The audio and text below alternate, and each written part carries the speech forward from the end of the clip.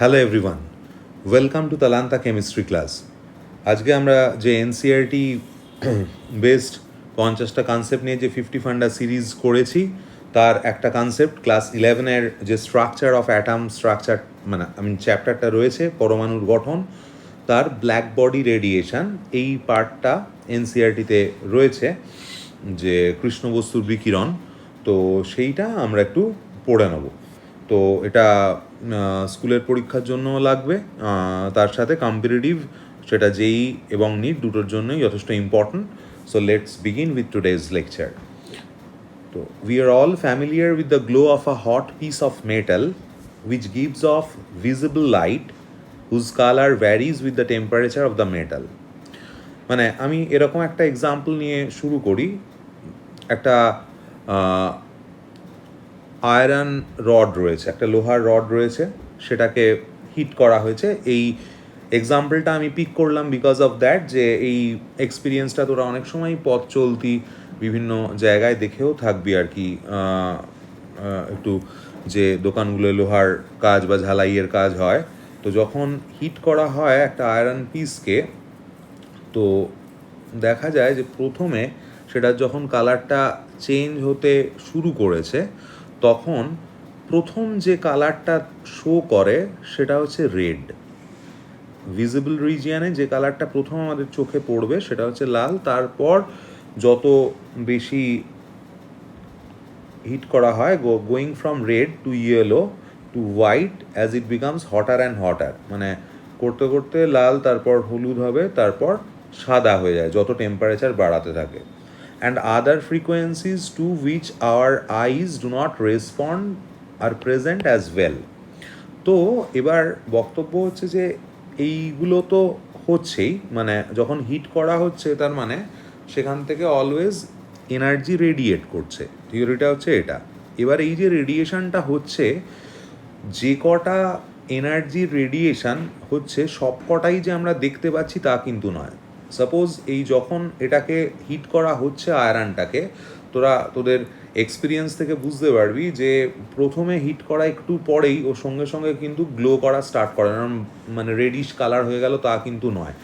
অনেকক্ষণ হিট করার পর সেই রেডিশ কালারটা আসতে শুরু করে। কিন্তু এই যে একটু হিট করার 1.5-2 মিনিট পরেই তুই যদি ওর কাছে হাত নিয়ে যাস, ওই আয়রন পিসটার কাছে, তখন তুই কিন্তু একটা হট ফিলিংস আসতে থাকবে। তার মানে ওর চারপাশে ও কিন্তু আয়রন পিসটা থেকে রেডিয়েশন রিলিজড হচ্ছে, এনার্জি রিলিজড হচ্ছে, এবং সেই রিলিজড এনার্জিটাই আমাদের হাতে এসে লাগছে বলে আমরা হট ফিল করছি। কিন্তু আমরা দেখতে পাচ্ছি না কেন?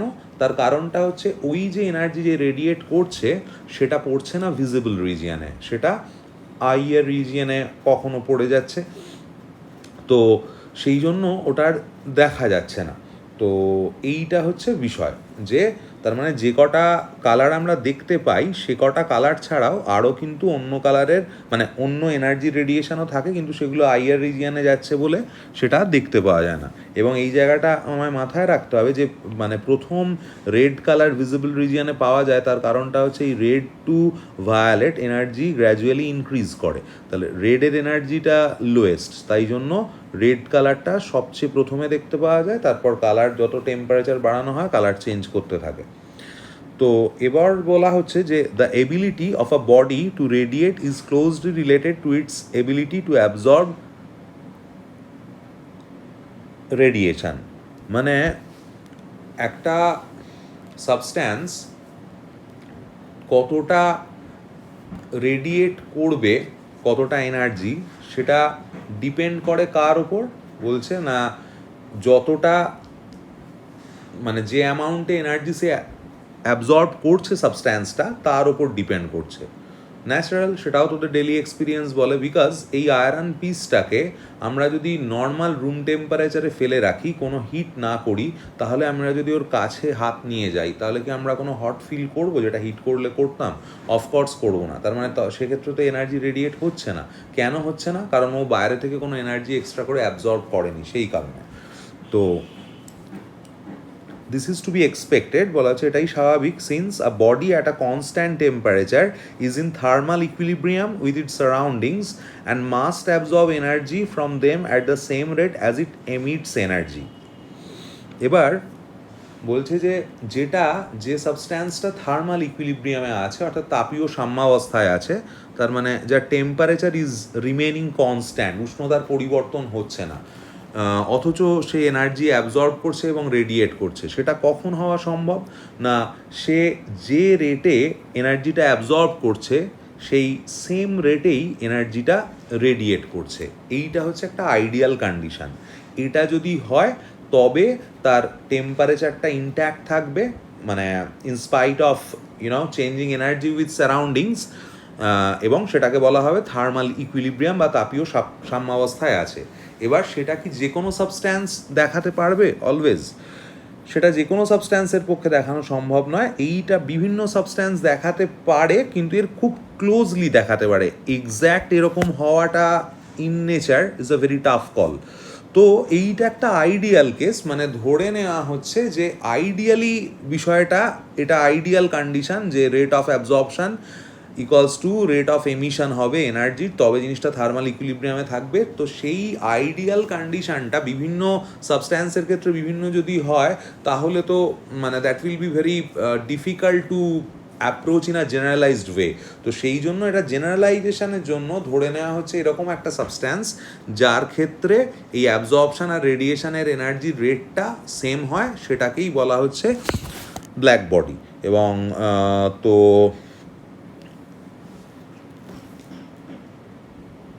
এবং আর একটা যে ব্যাপার যেখানে যেটা মেন জায়গা, সেটা হচ্ছে সমস্ত কিছু, মানে সমস্ত ফ্রিকোয়েন্সির রেডিয়েশন সেটা সে অ্যাবজর্বও করতে পারবে এবং রেডিয়েটও করতে পারবে। সে মানে যে কোনো সাবস্ট্যান্স, মানে জেনারেলি জিনিসটা এরকম ব্ল্যাক, ভেতরের সারফেসটা যেমন ব্ল্যাক হয়েছে, বাইরেরটাও ব্ল্যাক হয়। আমি মানে মানে ডিসক্রিমিনেট করা চোখে অসুবিধে হবে বলে আমি এখানে বাইরের লেয়ারটাকে আর ব্ল্যাক করিনি। তো এই রকম হয়। এবং এই যে ডেফিনেশনটা হচ্ছে এটা, the ideal body which emits and absorbs all frequencies, মানে সমস্ত ফ্রিকোয়েন্সি এমিট করে আর অ্যাবজর্ব করে, মানে সমস্ত এনার্জি করে, is called a black body, and the radiation emitted by such a body is called black body radiation. এবং সেখান থেকে যে রেডিয়েশনটা রেডিয়েট করে সেটাকেই ব্ল্যাক বডি রেডিয়েশন বলা হয়। এবার এইখান থেকে একটা ব্ল্যাক বডি রেডিয়েশনের এই যে ধারণাটা, এটা মাথায় রাখতে হবে যে this concept can not be explain by classical physics. এখানে হেল্প নেওয়া হয়েছিল কোয়ান্টাম মেকানিক্সের, মানে ক্লাসিক্যাল মেকানিক্স দিয়ে এটা কিন্তু আসেনি। তো এখানে যেটা ইউভি ক্যাটাস্ট্রফি বলে একটা ঘটনা, সেই জায়গাটার সঙ্গে একটু মানে তোদের এই যে সিলেবাস, এই সিলেবাসে প্লাঙ্কস কোয়ান্টাম থিওরি যেটা রয়েছে এনসিইআরটির সিলেবাসে, তার আগেই কিন্তু ফটো ইলেকট্রিক ইফেক্ট রয়েছে এবং এই ব্ল্যাক বডি রেডিয়েশন রয়েছে। এই ফটো ইলেকট্রিক এফেক্ট এবং ব্ল্যাক বডি রেডিয়েশন, এই দুটো ঘটনা কিন্তু মানে কোয়ান্টাম থিওরিকে মানে কি বলবো, ডেভেলপ করতে হেল্প করেছিল। মানে this two phenomenons could not be explained by classical mechanics. So মানে প্লাঙ্কের হাত ধরে কোয়ান্টাম মেকানিক্স একটা নতুন ফিজিক্সের ব্রাঞ্চের স্টার্টিং হয়।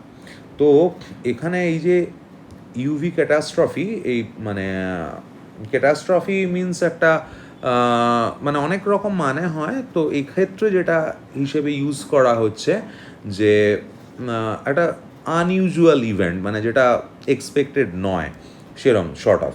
তো এটাকে ইউভি ক্যাটাস্ট্রফিটাকে আর একটাও টার্ম আছে, এটাকে র্যালে জিন্স ক্যাটাস্ট্রফিও বলা হয়। Rayleigh Jeans catastrophe. তো এখানে একটা প্লট করা হয়েছে, না কি কি এক্স অ্যাক্সিসে ফ্রিকোয়েন্সি প্লট করা হয়েছে হার্টজে, আর ওয়াই অ্যাক্সিসে প্লট করা হয়েছে স্পেকট্রাল ডেন্সিটি। এই স্পেকট্রাল ডেন্সিটির ম্যাথমেটিক্যাল এক্সপ্রেশন হচ্ছে এটা, rho VT DV equals to 8π/kb, মানে কেবি হচ্ছে বোল্টজম্যান কনস্ট্যান্ট, 8 এটা nu square by C cube, এটা নিউ মানে ফ্রিকোয়েন্সি। হ্যাঁ, তো যেটা ক্লাসিক্যাল ফিজিক্স প্রেডিক্ট করে সেটা হচ্ছে যে কোনো একটা সাবস্ট্যান্সে যদি এনার্জি সাবস্ট্যান্সটা যখন রেডিয়েট করা স্টার্ট করবে তখন সেই রেডিয়েশনটা কন্টিনিউয়াস রেডিয়েশন, মানে রেডিয়েশনটা স্টপ করবে না। তো মানে যখন একটা জায়গা থেকে সাবস্ট্যান্স থেকে রেডিয়েশন স্টার্ট হচ্ছে তখন সেই রেডিয়েশনটা মানে উইথ টেম্পারেচার সেটা বাড়তেই থাকবে, মানে সেটা কখনো কমবে না। তো এবং এই রেডিয়েশনের অ্যামাউন্ট, স্পেকট্রাল ডেন্সিটি, এটা কি ফিজিক্যালি বোঝায় না, রেডিয়েশনের অ্যামাউন্টটা যত বেশি হবে, মানে রেডিয়েশনের অ্যামাউন্টের সঙ্গে স্পেকট্রাল ডেন্সিটিটা প্রপোর্শনাল, মানে স্পেকট্রাল ডেন্সিটি যত বেশি তত রেডিয়েশনের অ্যামাউন্ট বেশি, বা রিভার্সলি স্পেকট্রাল মানে রেডিয়েশনের অ্যামাউন্ট যত বেশি হয়, যত বেশি বিকিরণ হয় তত স্পেকট্রাল ডেন্সিটি বেশি হয়। তখন স্পেকট্রাল ডেন্সিটি বেশি হওয়া মানে যে স্পেকট্রাটা পাওয়া যাচ্ছে সেটা মোর ইনটেন্স হবে, এই হচ্ছে বিষয়। তো এইটা বলেছিল ক্লাসিক্যাল ফিজিক্স যে টেম্পারেচার বাড়াতে থাকলে, যদি 0 কেলভিনের ওপরে কোনো একটা সাবস্ট্যান্সের টেম্পারেচার থাকে তাহলে সেখান থেকে infinite amount of energy release করতে থাকবে, এবং তার প্লটটা ন্যাচারালি এরকম আসবে। এই যে এইটা হচ্ছে ক্লাসিক্যালে, এই যে ব্ল্যাক ডটটা, এটা ক্লাসিক্যাল ফিজিক্স এটাকে প্রেডিক্ট করেছিল। কিন্তু ইউভি রিজিয়নের ক্ষেত্রে, মানে এটা যে কোনো রিজিয়নের ক্ষেত্রে অ্যাপ্লিকেবল। কেন ইউভি ক্যাটাস্ট্রফি? কারণ ইউভি রিজিয়নের ক্ষেত্রে এই এক্সপেরিমেন্টাল ডেটাটা নেওয়া। তো ইউভি রিজিয়ানে এই ফ্রিকোয়েন্সি প্লট করা আছে প্রথমে 2 × 10⁻⁴, 4 × 10⁻⁴, এরমভাবে এদিকে স্পেকট্রাল ডেন্সিটি। তো এখানে দেখা যাচ্ছে যখন 3000 কেলভিন, তখন কিন্তু স্পেকট্রাল মানে একটা টেম্পারেচারে স্পেকট্রাল ডেন্সিটিগুলো কিন্তু বদলে যাচ্ছে, এবং তারপর সে আবার কিন্তু গ্র্যাজুয়ালি মানে যেটা হয়েছে সেটা হচ্ছে কমেওছে। লাইক যখন এই স্পেকট্রাটা, তখন তুই দেখ ওর যে ফ্রিকোয়েন্সি, মানে ওখান থেকে ম্যাক্সিমাম ফ্রিকোয়েন্সি 3000 কেলভিনে, সেটা পাওয়া যাচ্ছে এই 2 × 10⁻⁴ এত হার্জ, ঠিক আছে। তারপর কিন্তু আবার দেখ সেটা গ্র্যাজুয়ালি ফল ডাউন করেছে। এখানে আবার 4000-এ যখন, তখন ওখানে হায়েস্ট ফ্রিকোয়েন্সিটা আরেকটু এদিকে ড্রিফট করেছে, তারপর এরমভাবে ড্রিফট করতে করতে 5000 কেলভিনে এরকম। কিন্তু বিষয় যেটা বলার, যে এটা গ্র্যাজুয়ালি কিন্তু যেটা প্রেডিক্ট করেছিল যে infinite amount of energy release করতে থাকবে, তো সেই ইনফাইনাইট অ্যামাউন্ট অফ এনার্জি রিলিজটা কখনো করে না। তাহলে এরম প্লট আসতো, সেটা আসছে না। তুই দেখ একটা জায়গায় গিয়ে হায়েস্ট পিক পাচ্ছে, তারপর সেটা ফল ডাউন করছে। তো ইন রিয়েলিটিতে এই প্লটগুলো পাওয়া যায়, এই ব্রেড দিয়ে যেটা দেখানো হয়েছে এই রকম নেচারের, এরকম ইনফাইনাইটই চলে যাচ্ছে, সেটা পাওয়া যায় না। তার তুই এখান থেকে ম্যাথমেটিক্যালি বুঝতে পারবি, এই যে এইটা তো স্পেকট্রাল ডেন্সিটি, মানে এটা হচ্ছে রো ভিটি ডিভি করে এইটা দেওয়া আছে, হোয়াট এভার, মানে মোটমাট এই রো যেটা, সেটা দেখ প্রপোর্শনাল টু μ²/c³। হ্যাঁ, তো বক্তব্য হচ্ছে যে তাহলে এই মানে স্পেকট্রাল ডেন্সিটি, তুই দেখ এই ক্লাসিক্যাল ফিজিক্স যেটা বলছিল যে স্পেকট্রাল ডেন্সিটি কিন্তু এরকম ইনফাইনাইট অবধি চলে যাবে তুই যত টেম্পারেচার বাড়াতে থাকবি। তো এই রিলেশনটা থেকে তুই বোঝা যাচ্ছে যে দেখ স্পেকট্রাল ডেন্সিটি যদি ইনফাইনাইট হতে হয় তাহলে এখানে নিউটাকে ইনফাইনাইট হতে হবে। এবার নিউ মানে ফ্রিকোয়েন্সি, তো ফ্রিকোয়েন্সি ইনফাইনাইট হওয়া মানে এনার্জিটাকে ইনফাইনাইট হতে হবে। তো এনার্জি কী করে ইনফাইনাইট হতে পারে? কারণ এনার্জি তো কনজার্ভড হয়, তাহলে তো এনার্জি কনজার্ভডই হচ্ছে না, so that is not practically possible. তো সেখান থেকেও বলতে পারা যায় যে এইটা কখনো এরকম ইনফাইনাইট আপ টু যেতে পারে না। তো এটাই হচ্ছে র্যালে জিন্স ক্যাটাস্ট্রফি বা ইউভি ক্যাটাস্ট্রফি। এবং এই যে ম্যাথমেটিক্যাল এক্সপ্রেশনটা, এটা কিন্তু ডিরাইভ করা প্লাঙ্কের, এটা প্লাঙ্ক ডিরাইভ করেছিলেন এই ম্যাথামেটিক্যাল এক্সপ্রেশনটা। তো ঠিক আছে, এই আজকের লেকচার এই অবধি। যেটুকু তোদের সিলেবাসে ব্ল্যাক বডি রেডিয়েশন এবং ইউভি ক্যাটাস্ট্রফি নিয়ে আছে বা কোয়েশ্চেন আসে, সেটা এইটুকু দেখলেই সলভ করতে পারবি তোরা খুব সহজেই। এটা দেখে নোট করে নিস এবং আরও দুবার করে দেখিস, তাহলেই দেখবি যে পরীক্ষার সময় হেল্প হবে এখান থেকে যে কোয়েশ্চেন আসবে সেটা আনসার করতে। Thank you for watching, keep learning, keep sharing our video, see you soon in the next video.